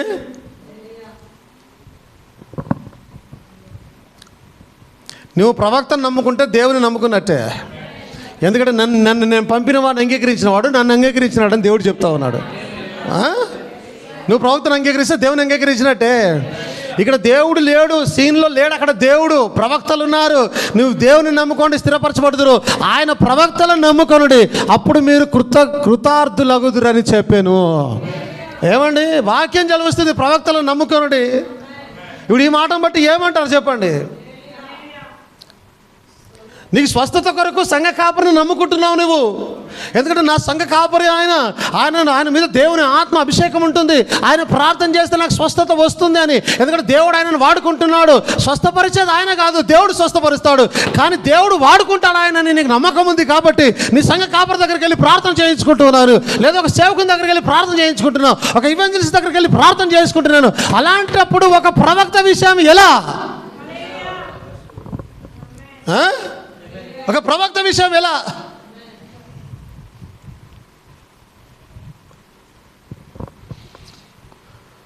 మరలా మేము ఏదో మామూలు వ్యక్తిని ప్రవక్త అని ఎత్తిపట్టడం లేదండి. ఆయన పరిచర్య ఘనముగా ఉన్నది, అద్భుతమైన పరిచర్య ఉంది. ఎవరు నమ్మినా నమ్మకపోయినా పూర్ణ హృదయంతో మేము నమ్ముతున్నాం ఆ విషయాలను. ఘనమైన పరిచర్య ఉన్నది. పౌలును దర్శించిన అదే అగ్నిస్తంభం ఆయన దగ్గరకు వచ్చింది. దేవుని స్తోత్రం కలుగును గాక. హల్లెలూయా. దేవుని మహిమ కలుగును గాక. ఆమేన్. హల్లెలూయా. సో చూడండి, ఆయన అంటున్నాడు మేము ప్రవక్తలను నమ్ముకొనుడి. ఇంకో మాట, నిర్గమకాండము 14వ అధ్యాయం 31వ వచనం, యెహోవా ఐగుప్తీయులకు చేసిన గొప్ప కార్యమును ఇశ్రాయేలీయులు చూచిరి గనుక ఆ ప్రజలు యెహోవాకు భయపడి యెహోవా యందును ఆయన సేవకుడైన మోషే యందును నమ్మకం ఉంచిరి. ఇప్పుడు యెహోవా యందు నువ్వు నమ్మకం ఉంచాలి. ఆయన ఆశీర్వాదం లేదా ఆయన నడిపింపు నీకు రావాలంటే ఆయన ఎవరిలో ఉండి నడిపిస్తున్నాడు? ప్రవక్త లేదా సేవకుడు. ఆ సేవకుని కూడా నువ్వు నమ్ముకోవాలి. ఆమేన్. ఇప్పుడు ప్రవక్తలను నమ్ముకొనుడి అనే మాటను తీసుకుంటే ఎలీషా అన్న మాటల్లో తప్పేముంది? రాజు ఎలీషానన్న మాటల్లో తప్పేమున్నది? నా తండ్రి నీవే కదా రౌతు, నీవే కదా గుర్రం, నీవే కదా బలం, నీవే దయచేసి ప్రార్థన చేయమాక అనడంలో తప్పేముంది? అక్కడ ఎలీషా ఏలియాను ఎత్తిపట్టాడా? అక్కడ ఎలీషా ఏలియాను దేవుని కన్నా గొప్ప చేశాడా? అక్కడ రాజు ఎలీషాను దేవుని కన్నా గొప్ప చేశాడా? అక్కడ రాజు ఎలీషాను దేవుని కన్నా ఎక్కువగా పొగుడుతున్నాడా? లేదా ఇక్కడ వాక్యము ప్రవక్తలు నమ్ముకోండి అని అన్నప్పుడు దేవుని కన్నా ఎక్కువగా నమ్ముకోండి అని చెప్తుందా?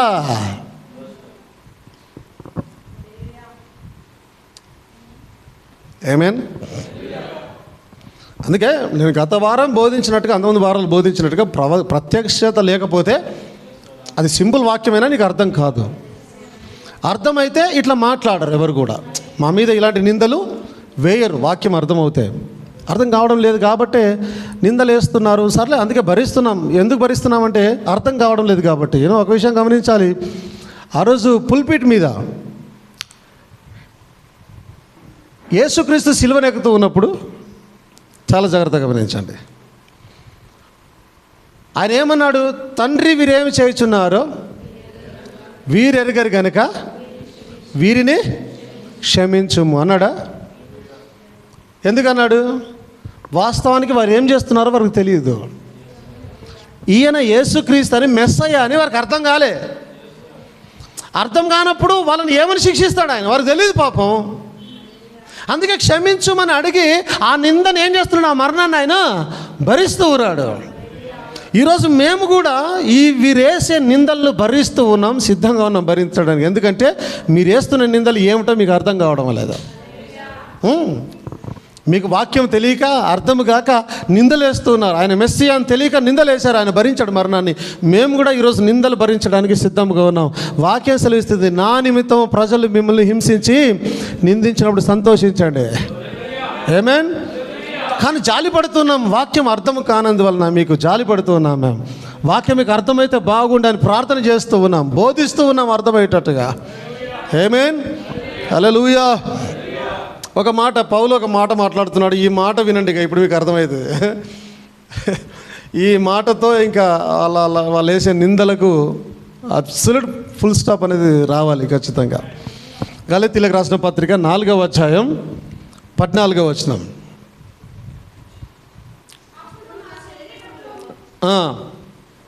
అప్పుడు నా శరీరంలో మీకు శోధనగా ఉండిన దానిని బట్టి నన్ను మీరు తృణీకరింపలేదు, నిరాకరింపనైనను లేదు. కానీ జాగ్రత్తగా వినండి ఈ మాటలు. ఈ సంఘం జాగ్రత్తగా వినాలి, వధువు అంతా జాగ్రత్తగా వినాలి. స్పెషల్గా నిందలు మోపుతున్నటువంటి వారు ఈ మాటలు జాగ్రత్తగా వినాలి, చాలా జాగ్రత్తగా. ప్లీజ్ దయచేసి మంచిగా వినే ప్రయత్నం చేయండి. దేవుని దూత వలెను, క్రీస్తు యేసు వలెను నన్ను అంగీకరించిరి. అంటే పౌలుని ఎలా అంగీకరించారు? క్రీస్తు యేసు వలె.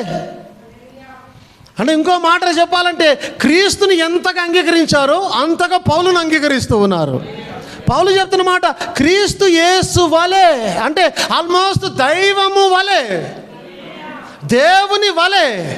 అంతేనా మాటకు అర్థం? క్రీస్తు యేసు వలె నన్ను అంగీకరించాడంటే క్రీస్తు యేసు దేవుడని అంగీకరిస్తే ఈయనను కూడా ఆల్మోస్ట్ ఆ లెవెల్లో అంగీకరిస్తూ ఉన్నారు ప్రజలు అక్కడ. ఇది అబద్ధమా చెప్పండి మీరు. దీని అర్థం ఏంటో చెప్పాలి. ఏమండి? పౌలు సాక్ష్యం ఇది. నానా ఎలా అంగీకరిస్తున్నారట? క్రీస్తు దూత వలె పక్కన పెట్టండి. సరే, దూతను, దేవుని దూత వలెను పక్కన పెట్టండి. చివరికి ఎక్కడ దాకా వెళ్ళారు? ఆల్మోస్ట్ క్రీస్తు వలె. అంటే క్రీస్తు ఎంతనో పౌలు కూడా అంతే. ఒక మాట చెప్తాను గమనించండి. పరలోకమంది సింహాసనాలు వేయబడ్డాయి. ఓకే, యేసుక్రీస్తు సింహాసనం ఉంది, దాని చుట్టూగా సింహాసనాలు ఉన్నాయి. యేసుక్రీస్తు సింహాసనం మీకు కూర్చుంటే మిగిలినంత కింద కూర్చున్నారా? ఎక్కడ కూర్చున్నారు? వాళ్ళు కూడా సింహాసనాలు వేయబడ్డాయి. క్రీస్తు యేసునందు తారతమ్యం లేదు. ఆయన నా సహోదరులారా అన్నాడు ఆయన. ఆమేన్. దేవునికి స్తోత్రం కలుగును గాక. కాబట్టి ఇప్పుడు ఒక ప్రవక్త, యాక్చువల్లీ మొదటి సంఘకాలానికి పౌలు ప్రవక్త అయి ఉన్నాడు, వర్తమానికుడు అయి ఉన్నాడు. ఇప్పుడు పౌలును వాళ్ళు ఎలా అంగీకరించారు? క్రీస్తు యేసు వలె. అంటే ఆల్మోస్ట్ యేసుక్రీస్తుని ఎంత అంగీకరించారో అంతే అంగీకరిస్తున్నాడు. ఇప్పుడు ఈయన దైవం అంటే ఈయన దైవం అన్నంత లెక్కలో, ఈయన దేవుడు అంటే ఈయన కూడా అదే లెక్కలో. ఏమైనా క్రీస్తు యేసు వలె, క్రీస్తు యేసుని ఎంత ప్రేమిస్తే అంత పౌలుని ప్రేమించి, క్రీస్తుకి ఎంత ఇవ్వదలిస్తే అంత పౌలుకి ఇవ్వదలిచి, అంటే పౌలుకి ఇస్తే క్రీస్తుకి ఇచ్చినట్టే, పౌలుని ప్రేమిస్తే క్రీస్తుని ప్రేమించినట్టే, పౌలుని వెంబడిస్తే క్రీస్తుని వెంబడించినట్టే. Simple. there is nothing logic in that. It's very simple. If you understand, if you try to understand. ఏమండి, ఇంకా పౌలన్న కనీసం నన్ను క్రీస్తు యేసు వల్ల అంటున్నాడు. మేము బ్రదర్ బ్రానమ్ క్రీస్తు అని మేము అనడంలే, కనీసం క్రీస్తు వలె కూడా అనడంలే. మేము ఫస్ట్ సంఘకాలము క్రీస్తు యేసు వలె పౌలుని అంగీకరించింది, మేము అలా కూడా అనడంలే. మేమంటున్నాం మా ప్రవక్త, ఆయనకి ఇవ్వాల్సిన గౌరవాన్ని మా సంఘాలలో ఇచ్చి తీరుతాం ఖచ్చితంగా. దేవుని స్తోత్రం కలిగిన గాక. మా సంఘము కాబట్టి ఆయన ఫోటో పెట్టుకుంటాం ఖచ్చితంగా. దేవుని స్తోత్రం కలిగిన గాక. మా తండ్రి ఫోటో మా ఇంట్లో పెట్టుకోమా, మా తల్లి ఫోటో మా ఇంట్లో పెట్టుకోమా, యేసుక్రీస్తు ఫోటో దిగిస్తే మా ఇంట్లో పెట్టుకోమా. ఏదో దేవుని స్తోత్రం కలిగిన గాక. ఒక గొప్ప వ్యక్తి యొక్క ఫోటోలు మన ఇంట్లో పెట్టుకోమా. మహాత్మా గాంధీ ఫోటోలు ఇళ్ళలో లేవా? రాజీవ్ గాంధీ ఫోటోలు కాంగ్రెస్ వాళ్ళ ఇళ్ళలో లేవా? ఏమేమి దేవుని స్తోత్రం కలిగిన గాక. ఏమేమి హల్లెలూయా. రాజ్యాంగం రచించినటువంటి అంబేద్కర్ గారి ఫోటోలు అనేకల ఇళ్ళలో లేవా? ఏంటి బెన్నీహిన్ ఫొటోస్ లేవా? గొప్ప గొప్ప సేవకుల ఫొటోస్ వారి ఇళ్ళలో లేవా? ఏమైనా యేసు పిలిచి ఉన్నాడు వాళ్ళ ఫోటోలు, దినకరన్ కానీ ఆయన కుమారుని ఫోటోలు కానీ వారి పిల్లల ఫోటోలు కానీ అనేక సంఘాలలో కానీ లేదా కుటుంబాలలో కానీ లేవా? ఏమైనా భక్త సింగ్ గారి ఫోటోలు లేవా? దేవుని స్తోత్రం కలిగిన గాక. మన్నా మినిస్టర్స్ వాళ్ళ కొమానపల్లి వాళ్ళ ఫొటోస్ సంఘాలలో లేవా? కుటుంబాలలో లేవా? వారి విశ్వాసాల జీవితాలలో కుటుంబాలలో లేవా? అనేకమైన ఫొటోస్. యేసుక్రీస్తు కాకుండా యేసుక్రీస్తు అని ఫోటోలు పెట్టుకోవడం లేదా?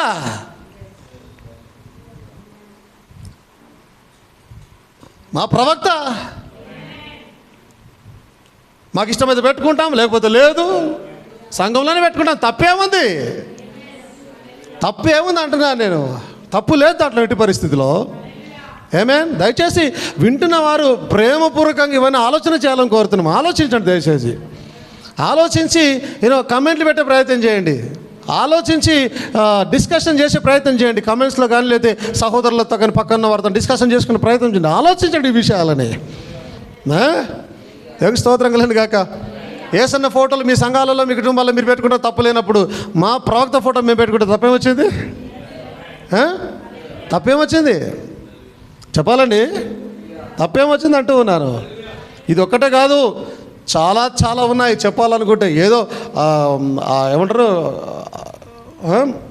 మట్టుకు కొన్ని ఇంకా అంటారుగా చూచాయగనా మచ్చుకు ఇంకోటి అండి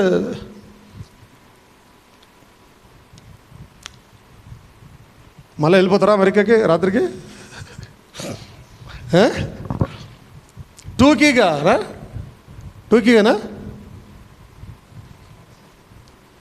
టూకీగా కొన్ని విషయాలు చెప్తున్నారంట. అట్లా కొన్ని ఎగ్జాంపుల్స్ ఇస్తున్నాం ఇక్కడ. కొన్ని చాలా ఉన్నాయి ఇట్లాంటివి చెప్పుకోవాలంటే, చాలా ఉన్నాయి. యేసు పిలిచిస్తున్నాడు మ్యాగజైన్స్ వాళ్ళ ఇళ్ళలో లేవా? ఉన్నాయా లేవా? ఏంటండి యేసన్న గారి రాష్ట్ర పుస్తకాలు వాళ్ళ ఇళ్ళలో లేవా? హెబ్రోను భక్త సింగ్ గారు రాష్ట్ర బుక్స్ వాళ్ళ ఇళ్ళలో లేవా? చెప్పాలి. వాళ్ళ క్యాలెండర్లలో ఆయన ఫోటోని ప్రింట్ చేసుకోవడం లేదా? ఏమండి ఎవరు లీడర్ల ఫోటోలు వాళ్ళు ప్రింట్ చేసుకోవడం లేదా? వాళ్ళ ఫోటోలు చర్చిలలో కుటుంబాల్లో పెట్టుకోవడం లేదా? సమయం వచ్చినప్పుడు పులిపిట్లలో కానీ ఇంకెక్కడైనా కానీ కూటాలలో కానీ వాళ్ళ సేవకు నుంచి గొప్పగా చెప్పుకోవడం లేదా? ఓ యేసన్న గారు ఇలా సేవ చేశారు, యేసన్న అలా సేవ చేశారు, అలా ఇలా మేము కూడా నమ్ముతున్నాం, గొప్ప సేవ చేశాడు. మేమేం దాన్ని కొట్టిపారేయడం లేదు, మీరు అట్లా మాట్లాడకుండా అని చెప్పడం లేదు. ఎవరి ఇష్టం వారిది. మీరు మాట్లాడుకుంటే తప్పులేదు, కానీ మేము మా ప్రవక్తని నమ్ముకుంటే ప్రపంచవ్యాప్తంగా సేవ చేసిన ఒక రాష్ట్రం కాదు, ఒక దేశం కాదు, యూనివర్సల్గా చేసిన ఒక ప్రవక్తని మేము చెప్పుకుంటే తప్పేమొచ్చేది? మీ ఉద్దేశం దురుద్దేశం. కేవలం నిందలు మోపాలని చూస్తున్నారు కాబట్టి ఇవన్నీ వేస్తున్నారు. కరెక్ట్గా కూర్చొని ఒక క్రైస్తవ బుద్ధితో ఆలోచన చేస్తే తప్పు అనిపిస్తుంది మీకే. అరే ఇట్లా అనకూడదు అనిపిస్తుంది మీకే. ఈ మాట ఏమైనా కరెక్ట్ మాటనే పౌలు గారు చెప్తున్నది, క్రీస్తు యేసు వల్ల నన్ను అంగీకరించాడు. ఏంది అంటే క్రీస్తుకు తగ్గకుండా ప్రేమిస్తున్నారని చెప్తున్నాడు ఆయన. క్రీస్తుని ఎంత ప్రేమించారో నన్ను అంత ప్రేమిస్తున్నారు. క్రీస్తు యేసుకు సమానంగా నన్ను అంగీకరించి ఉన్నారు. ఎంత ఎంత పెద్ద మాట తెలుసా అది? ఎంత పెద్ద మాట. ఇప్పుడు మా మీద నిందలు మోపెట్టాలు, అక్కడ నిందలు మోపండి, గలతీల మీద, గలతీ సంఘం మీద నిందలు మోపండి. అట్టట్ట మీరు అంటూ ఉన్నారు, అట్టట్ట పౌలుని హెచ్చిస్తూ ఉన్నారు, అట్టట్ట పౌలుని అంతగానో మీరు ఇచ్చేస్తున్నారు. మీకు మీకు మీకు మీరు చేసే పని కరెక్ట్ అనిపిస్తే గలతీ సంఘం మీద నింద మోపండి, ఇప్పుడు మా మీద మోపినట్టుగా. అంతేనా? ఏమేన్ దేవునికి స్తోత్రం కలదు కాక. ఇవన్నీ వింటుంటే వాళ్ళ మీద జాలి కలుగుతుంది, మన మీద మనకే జాలి కలుగుతుంది. ఏమైంది ఇట్లా అటాక్ చేస్తూ ఉన్నారు? ఇంత ఘోరంగా ఎక్కడ తిరిగి అటాక్ చేయాలని ఉద్దేశం తప్పితే ఏం లేదు దాంట్లో. ఏమేన్ దేవునికి స్తోత్రం కలిగిన కాక. హల్లెలూయా. క్రీస్తు యేసు వలెను నన్ను అంగీకరించేది. మీరు చెప్పుకునే ధన్యత ఏమైనది? శక్యమైతే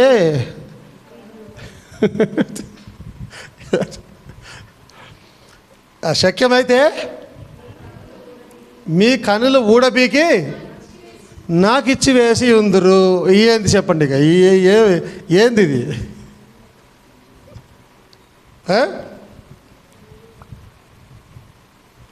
ఏందండి ఇది? చెప్పగలుగుతారు ఎవరన్నా? కళ్ళు మీకు ఎవరికి ఇస్తారట? ఎవరి కొరకు? ఆ మాట చదవండి. శక్యమైతే మీ కన్నులు బూడపీకి నాకు ఇచ్చివేసి ఉందిరని మీ పక్షమున సాక్ష్యం పలుకుచున్నాను. అంటే పౌలు నీ కొరకు దేనికైనా ఏం కావాలి చెప్పు, కళ్ళు పీకి ఇచ్చేస్తా ఇప్పుడు నీ కొరకు.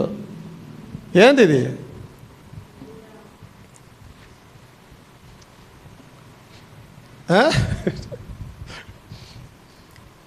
ఇప్పుడు వాళ్ళు అనుకోవాలి ఇక, వాళ్ళు ఎవరు నిందలు పోపిన వాళ్ళు. ఆయన ఆంధ్ర లీడర్ ఒక డైలాగ్ చెప్తాడు, అరే ఏందో ఇది ఎప్పుడు వినలేదే?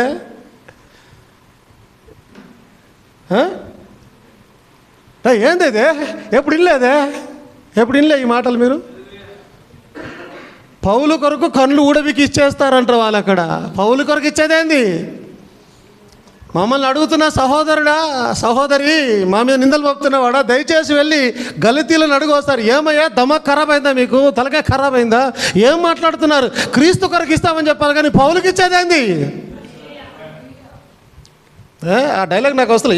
ఏందా ఇది ఎప్పుడు చూడలేదే? ఇప్పుడు వాళ్ళు అట్లా అనుకుంటారు, ఏందా ఇది ఎప్పుడు చూడలేదు, ఇట్లా వాక్యం ఇట్లా ఉంది, ఏంది ఇది? క్రీస్తు వాళ్ళు అంగీకరించారట.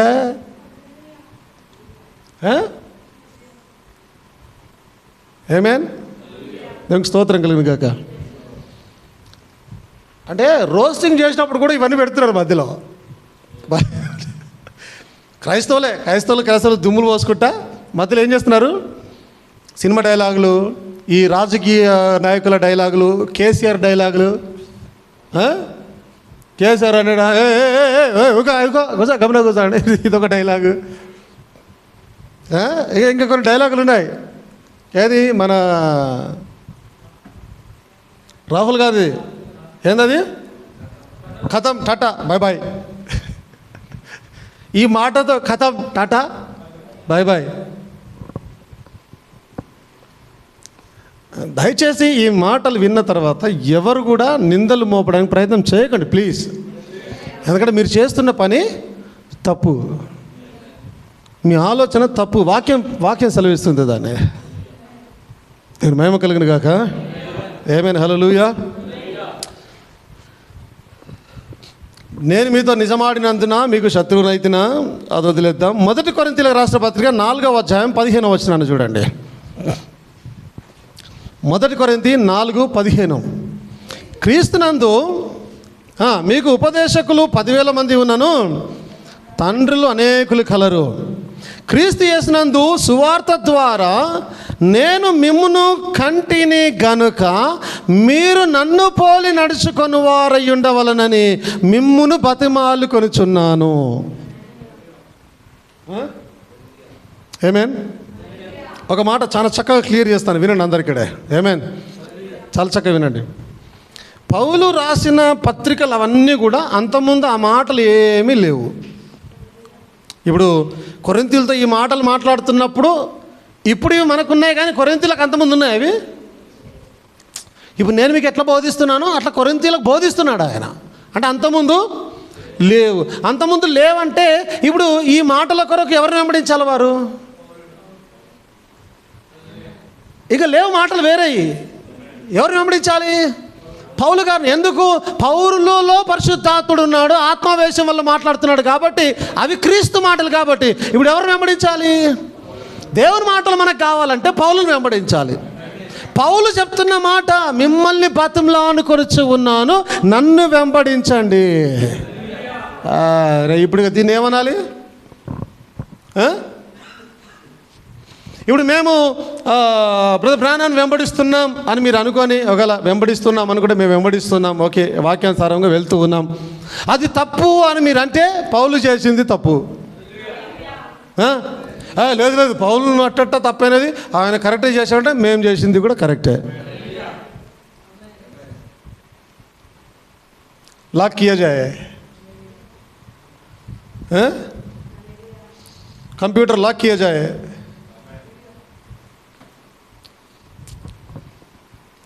Checkmate, absolutely checkmate. ఇది నాన్న చెక్మేట్.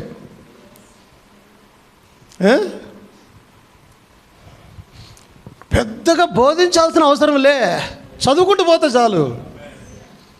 మరి ఈ మాటలు వారు చదవరో లేకపోతే ఏందో అర్థం కాదు. మీరు ఒక మనుష్యుని దుర్బోధకుని వెంబడిస్తున్నారు, నీకు దుర్బోధకుడు, మాకు కాదు కదా. ఇప్పుడు పౌలు ఏమన్నా మొత్తం లోకానికంతా ప్రవక్తనా? అనేకులకు దుర్బోధకుడు ఆయన, కానీ సంఘానికి ప్రవక్త ఆయన. యేసుక్రీస్తు లోకానికంతా దేవుడిని ఒప్పుకున్నారు. అది నాన్న దుర్బోధకుడు ఉన్నారు, దయ్యం ఉన్నారు, బేల్జూబు ఉన్నారు, కానీ అక్కడ ఉన్న వారికి దేవుడు, వారు నమ్ముతారు. వారిని నమ్ముకొని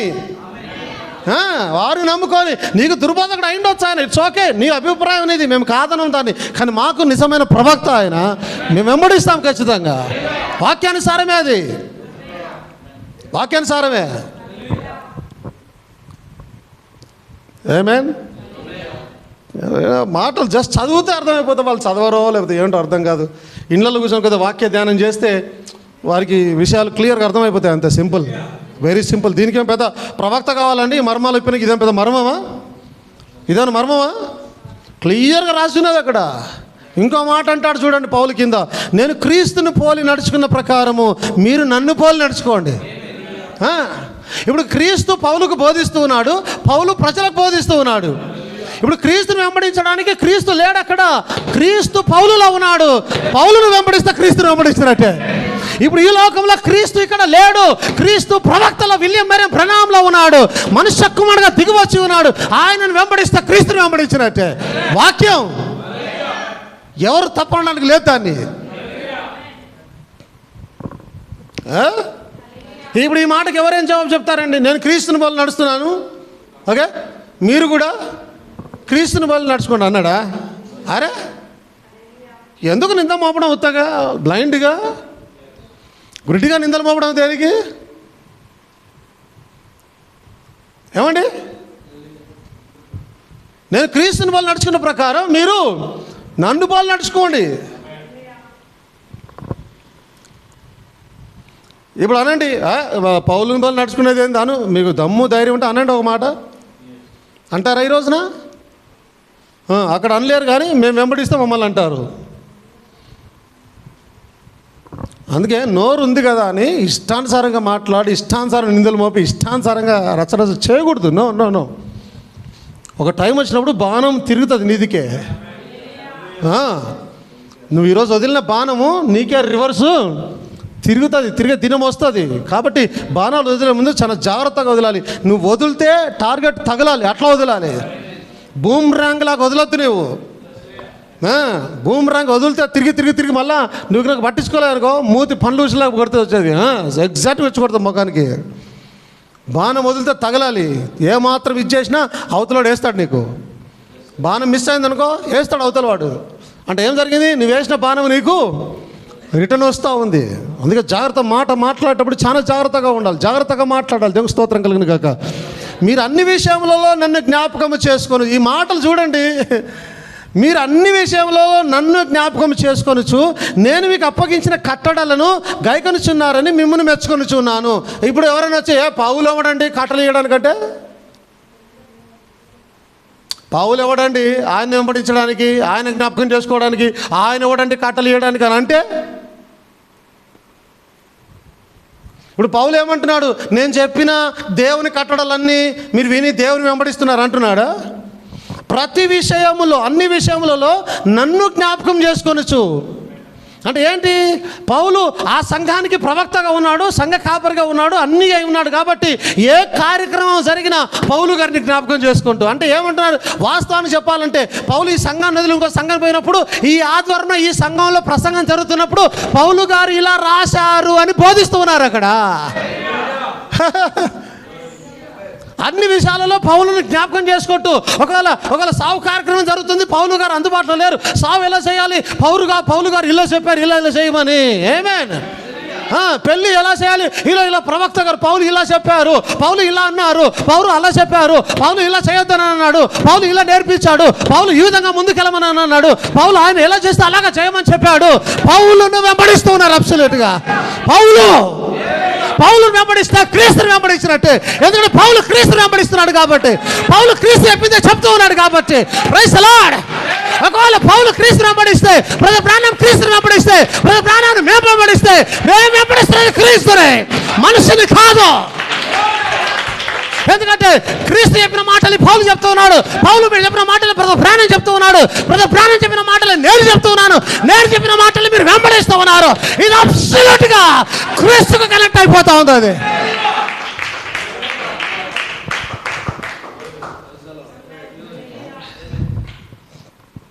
క్లియర్ వాక్యాలు. మీకు తెలుసా, ఇది చెప్పడానికి నేను పెద్ద ధ్యానం కూడా చేయాలి. అవి తీసుకొని వచ్చినారా? ఇక ఇంతమించి ఏం చెప్తాను తిరిగి? దేవుని క్లియర్ లేఖనాలు ఉన్నాక నేను విశదీకరించి చెప్పాల్సింది ఏం లేదు. అక్కడ క్లియర్ లేఖనం రాసింది. అక్కడ క్లియర్గా పౌలు డైరెక్ట్గా చెప్తూ ఉన్నాడు. అన్ని విషయాలు నేను జ్ఞాపకం చేసుకోవచ్చు. ఇప్పుడు యేసుక్రీస్తుని జ్ఞాపకం చేసుకుంటున్నారా, పౌలుని జ్ఞాపకం చేసుకుంటున్నారా? ఇద్దరిని జ్ఞాపకం చేసుకుంటూ ఉన్నారు. అందుకే ప్రధానం అంటాడు, సంఘ కాపరి లేకుండా ఏ ప్రోగ్రాం జరగడానికి లేదు. సంఘ కాపరి ప్రార్థన చేస్తాడు, నీకు తోడుగా ఉంటాడు ఆల్వేస్. అది ఆయన ఉద్యోగం. ఆయన ప్రేమించాలి, ఆయనతో ఉండాలి.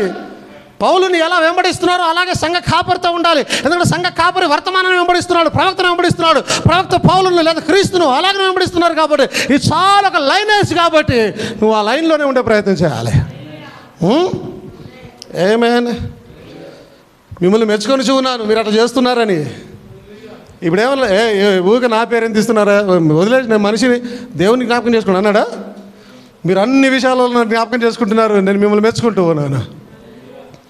ఇప్పుడు నిందలు కొరింథీ సంఘం మీద అయ్యి, గలతీ సంఘం మీద అయ్యి, పౌలు ఎవరెవరికి లెటర్ రాశాడు ఆ సంఘాలన్నిటి మీద అయ్యి, లాస్ట్కి పౌలు మీద కూడా నిందయ్యి. అయినా మళ్ళా ఎవరికి రోషం పుట్టించాలనో, ఎవరిని కించపరచాలనో లేదు ప్రసంగాలు చేసేది. నేను ఈరోజు నచ్చ చెప్పడానికే ఈ ప్రసంగం చేస్తూ ఉన్నాను. అలా తప్పది, ఇలా చేయడం లేదు, వాక్యం ఇలా ఉంది అని చెప్పడానికే నేను చేస్తూ ఉన్నాను. మధ్యలో ఏమైనా చలోక్తులు అంటారు, చలోక్తులేనా? అది కూడా తెలుసా లేదా మీకు? చలోక్తులు తెలియదు బా అమ్మా. మధ్యలో ఏమైనా చలోక్తులు అట్లాంటివి వేస్తూ ఉంటే ఏదో సంఘంలో ప్రసంగంలో కొన్ని వస్తుంటాయి, ఇట్లా చిన్నది, వాటిని పట్టించుకోవద్దు. దయచేసి చెప్తున్న సబ్జెక్ట్ ఏందో వినే వాళ్ళు గమనించాలని నేను కోరుతున్నాను.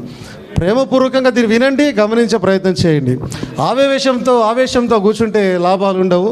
కాబట్టి ప్రేమపూర్వకంగా ఏం చెప్తున్నాడు అనేది వినిన తర్వాత మాట్లాడే ప్రయత్నం చేయండి. దేవునికి స్తోత్రం కలుగును గాక. ఆమేన్. హల్లెలూయా, హల్లెలూయా, హల్లెలూయా. దేవుని మహిమ కలుగును గాక. ఆమేన్. హల్లెలూయా. దేవునికి స్తోత్రం కలుగును గాక. హల్లెలూయా. సహోదరులారా, మీరు నన్ను పోలి నడుచుకొనుడి, మేము మీకు మాదిరి ఉన్న ప్రకారము నడుచుకుని వారిని గురిపెట్టి చూడుడి. ఒకటి రెండు కాదు, చాలా ఉన్నాయండి. సహోదరులారా, మీరు నన్ను పోలి నడుచుకోండి, మేము మీకు మాదిరి అయిన ప్రకారము నడుచుకొని వారిని గురిపెట్టి చూడుడి. క్లియర్గా చెప్తున్నాడు, మమ్మల్ని పోలి నడుచుకోండి. పోలి నడుచుకోండి అంటే ఏంటి? పౌలు ఏం చేస్తే అది చేయాలి, పౌలు ఏది బోధిస్తే అది బోధించాలి. పౌలు ఎలా మాట్లాడితే అలా మాట్లాడి, పౌలు ఎలా ఆరాధన చేస్తే అలా ఆరాధన చేయాలి, పౌలు ఎలా దేవునికి ఇస్తే అలా దేవునికి ఇవ్వాలి. పౌలు పౌలు పౌలు పౌలు పౌలు అందుకే అన్ని విషయములలో నన్ను జ్ఞాపకము చేసుకొనుచు. ఎగ్జాక్ట్లీ పౌలు ఎలా చేశాడో అలా చేస్తాం. బ్రదర్ బ్రానమ్ ఎలా చేశాడో అలా చేస్తాం. బ్రదర్ బ్రానమ్ సావులు ఎలా చేశాడో అలా చేస్తాం. పెళ్ళిళ్ళు ఎలా చేశాడో అలా చేస్తాం. ఇలా చుట్టాలు ఎలా వచ్చినప్పుడు ఎలా ప్రవర్తించాడో అలా ప్రవర్తిస్తాం. ఆదివారం విషయంలో ఎలా చేశాడో అలా ప్రవర్తిస్తాం.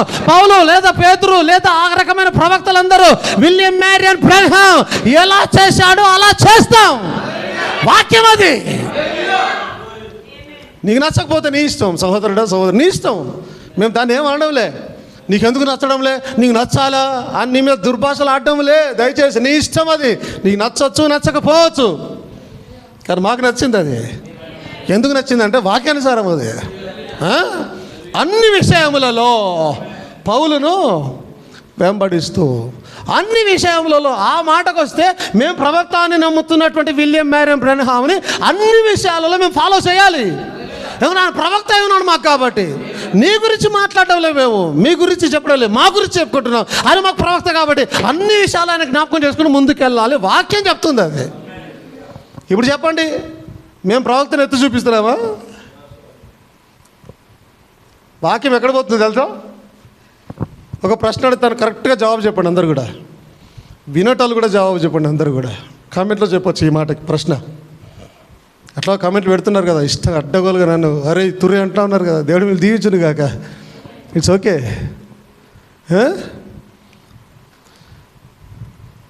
మంచిగా ఆన్సర్, మంచిగా చెప్పండి ఆన్సర్. ప్రశ్న జాగ్రత్త వినండి. ఓకే, ప్రవక్తను మేము హెచ్చించి చూపిస్తున్నామా, దేవుని వాక్యమే హెచ్చిస్తుందా? ఇంత గట్టిగా చెప్తే మైకులు వలిగిపోతున్నాయి ఎక్కడెక్కడ. అరే వద్దులే, వినటంలో చెవులు వెళ్ళిపోతాయి యూట్యూబ్లో. జర మెల్లే చెప్పండి కొద్దిగా, ఇంకొద్దిగా మెల్లే చెప్పండి. అంత గట్టిగా వద్దులే, రక్తం గారిపోతే. ప్రవక్తని మేము హెచ్చిస్తున్నామా, దేవుని వాక్యమే హెచ్చిస్తుందా? నింద దేవుని వాక్యం మీద మోపండి.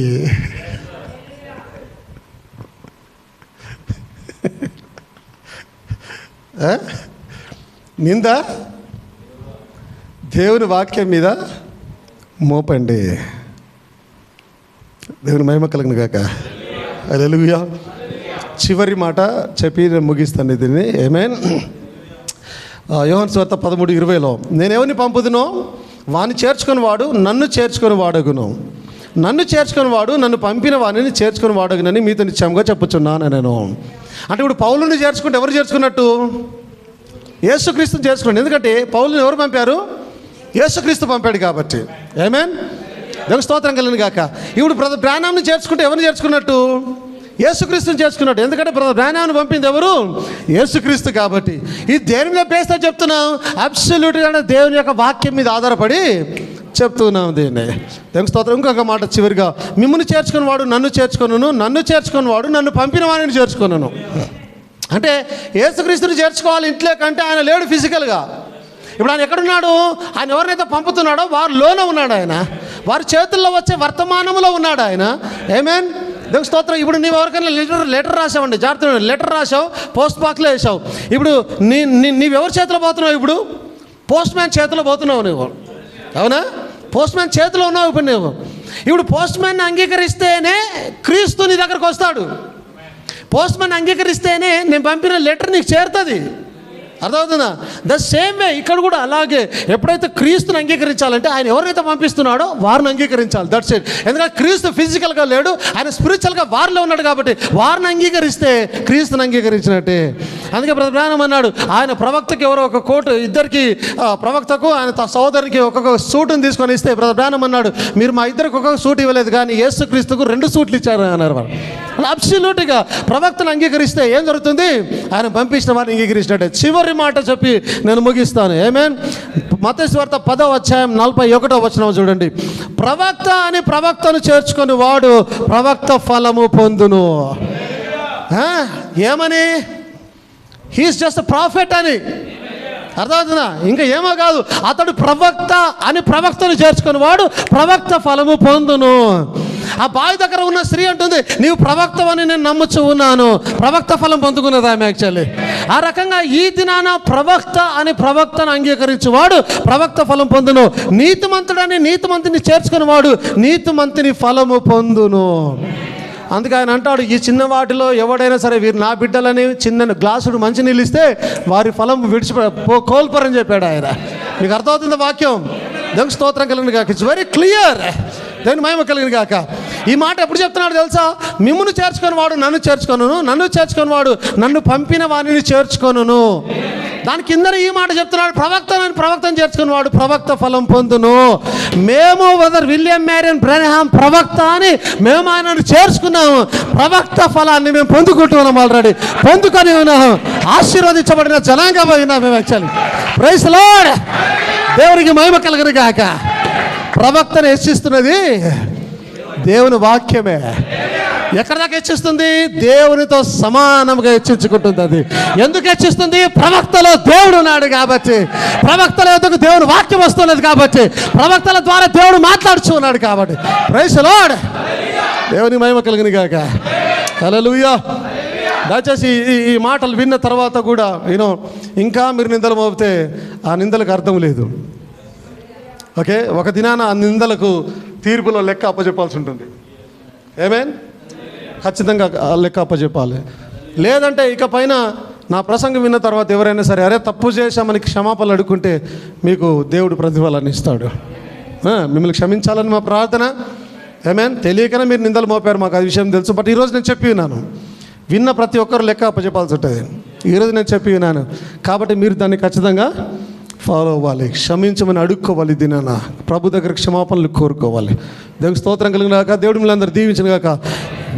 వినిచిన వారి పట్ల యొక్క ఫలము ఫలించును గాక. వాక్యం ఫలించును గాక. Shalom and God bless you all. దేవుడు మిమ్మల్ని దీవించును గాక.